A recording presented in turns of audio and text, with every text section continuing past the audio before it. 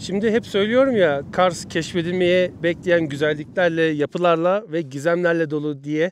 Burası da o gizemlerden bir tanesiydi benim için. Şimdi buranın hikayesi benim için şöyle başladı. Geçen sene şöyle bir fotoğraf gördüm. Google haritalarda dolaşırken, ekranda vereceğim bunu. Hani çocukların yüzlerini de kapattım, şey olmasın diye, çocuklar görünmesin diye. Google haritalarda bir tane köyü incelerken böyle bir fotoğraf yüklemişler. Ben de burayı merak ettim ya, neymiş bu yapı diye. Sonra o köylülere sordum, köy halkına sordum. Ya dedim, bakın böyle bir fotoğraf yüklenmiş burada. Hani nedir, nerede bu diye. Köylüler de dedi ki, hayır dediler, bizim köyde böyle bir yer yok. Hiç kimse bilmiyor. O zaman yanlış yüklemişler dedim. Ama belli, hani Kars yapısı, Kars insanı olduğu da belli. Bir yıl boyunca neresi olduğunu bulamadım. Hani sordum birkaç yere. Geçen gün tesadüfen burası haberlere çıktı. Yerel haberlerde. Dedim ki burası burası. Nihayetinde geldik. Şimdi fotoğrafı da karşılaştırıyorum. Tam olarak, nokta olarak ve taşların yapısı olarak tutuyor. Nihayetinde burayı bulmuş olduk. Ama burasının tam olarak neresi olduğunu, hangi koordinatlarda olduğunu söylemeyeceğim. Çünkü defineciler gelip tahrip ediyor arkadaşlar. Yani şuraları falan da tahrip etmişler. Şimdi burada define mefine olmaz. Burası öyle tarihi, antik, eski çağa ait bir yer değil. Şimdi bu yapının ne gibi gizemler barındırdığını, ne için yapıldığını, kimler tarafından inşa edildiğini anlatacağız. Açıkçası şöyle söyleyeyim, anlatacağız diyeceğim ama Faruk hocam anlatacak. Ben anlatmayacağım. Çünkü benim gerçekten bilgim yok. Hani baktım ya ne olabilir falan diye, hiçbir fikir sahibi olamadım. Bu sorulara, bu yapının ne için yapıldığına, kimler tarafından yapıldığı gibi soruların cevaplarına Faruk Torunoğlu hocam, kendisi kültürel miras uzmanı, aynı zamanda uzman tarihçi. Şimdi birazdan sözü kendisine bırakacağım ve buraların ne olduğunu, ne için yapılmış olduğunu kendisinden dinleyeceğiz. Gördüğünüz gibi bu sefer bir uzmanla geldim. Soruları cevapsız bırakmak istemedim. Hem yapıya yakından bakalım hem de Faruk hocamızı dinleyelim.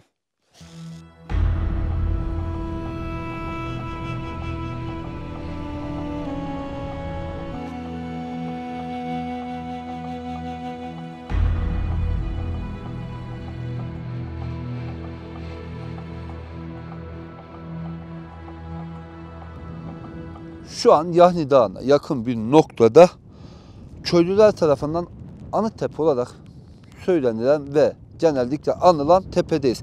Geçen günlerde gazetede çıkan bir haberden sonra buraya gelme gereksinimi duyduk biz de Onur'la birlikte.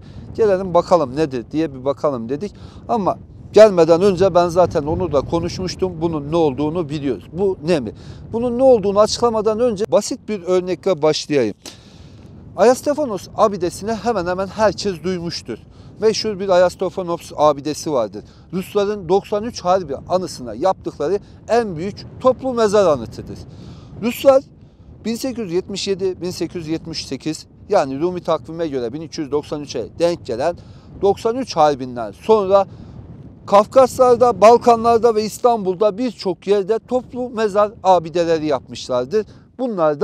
Bu da onlardan birisi. Kars'ta bu abidelerden 4 tanesinin olduğunu bilmekteydik. Çünkü mevcut fotoğrafları ve Ruslara ait birçok dergide bu kaidelerden, bu abidelerden bahsetmekteydi. Ama Kars'taki en büyük abide de 93 Harbi'nin büyük taarruzlarının Rusların 25. yılı anısına şehir merkezinde yapılacaktı. Tabi şehir merkezinde yapılmış abideden de başka bir videoda size bahsederiz.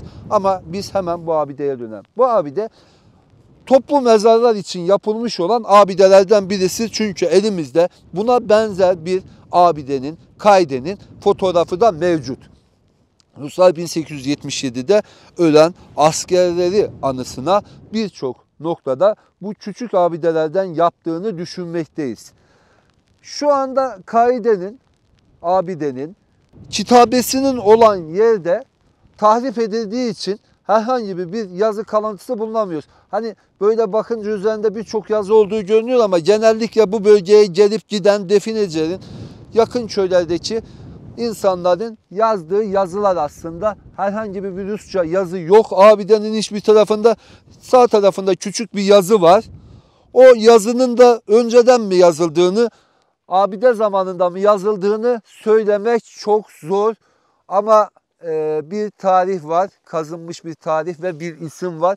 Buraya gelen bir turistin de bunu yazmış olabileceğini düşünebiliriz. Çünkü düşvarda bizim yazdığımız daha güzel yazılar da var, görebileceğiniz gibi. Anıtın büyük ihtimalle Yahni Muharebesi'nde ölen Rus askerleri adına yapıldığını söyleyebiliriz.